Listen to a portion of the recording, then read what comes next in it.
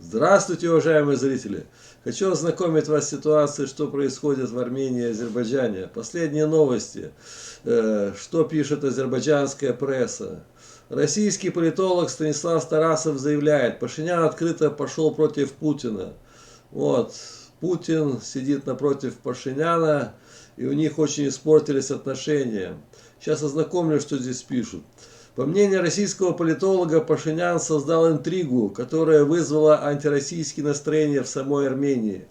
Отказ Армении проводить на своей территории в этом году учения АДКБ связан с итогами Карабахского конфликта 2020 года. Да, Пашинян сказал, что не будем на своей территории проводить учения АДКБ.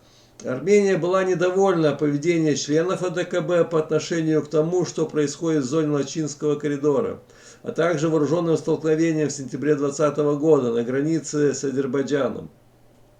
Армения требовала создать специальную комиссию, потому что считала, что осуществляется акт агрессии против ее территории и что на границу должны были выдвинуты военные подразделения АДКБ. Ну да, хотели, чтобы российские или какие там еще белорусские миротворцы помогли воевать с Азербайджаном, как бы на стороне Армении, но этого не произошло. Осенью прошлого года проходил саммит АДКБ в Армении.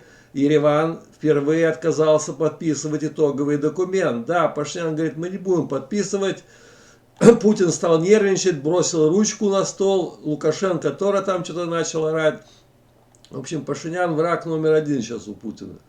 Так, да, он отказался подписывать итоговый документ. Так, и вот теперь, да, и что тут дальше?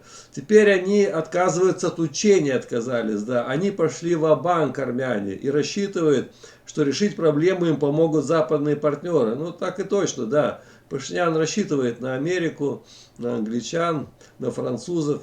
Согласно регламенту АДКБ, куда входят Россия, Армения, Белоруссия, Казахстан, Киргизия, Таджикистан, при нападении на одного из государств, членов другие должны были встать на его защиту.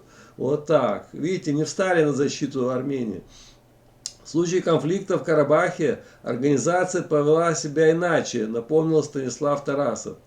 АДКБ не сочло происходящее событие актом агрессии, поскольку отсутствует демаркация границы, и стороны спорят по отдельным территориям. Не определен статус российских миротворцев. Армения считает, что они должны предотвратить действия Азербайджана. Азербайджан, напротив, считает, что они должны предотвратить действия Армении.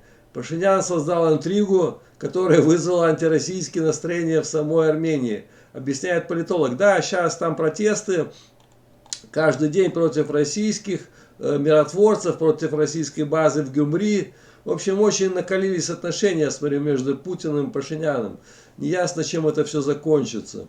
Фархад Мамедов заявляет, Пашинян врет, как дышит. Так, по словам азербайджанского эксперта, Никол Пашинян сделал ряд заявлений, это ложь на лжи. Так, сейчас ознакомлю, что здесь пишут. Пресс-конференция Пашиняна, похоже, вызовет больше вопросов, нежели ясности. Пашинян впервые говорит, что Армения и Россия подписали мандат для миротворцев в Карабахе, а потом утверждает, что Армения не имеет обязательств по Алчинскому коридору. А почему тогда подписывала эти документы? А как может Армения подписывать мандат для миротворцев на территории Азербайджана? Ведь Армения же признала территорию, целостность Азербайджана, подписалась под обязательством о выводе своих вооруженных сил. Ложь на лжи, врет как дышит. Вот как с этим человеком вести переговоры, вопросительный знак. Да никак, Пашинян сейчас там крутится, как уж на сковородке. Он не знает уже, под кого лечь. Уже понял, что Россия ему враг. Уже под страны НАТО пытается лечь, но тут с Путиным такие дела не пройдут. Он быстро накажет Пашиняна, сейчас увидите. В общем, вот такие новости. Всем спасибо, всем пока, до новых встреч.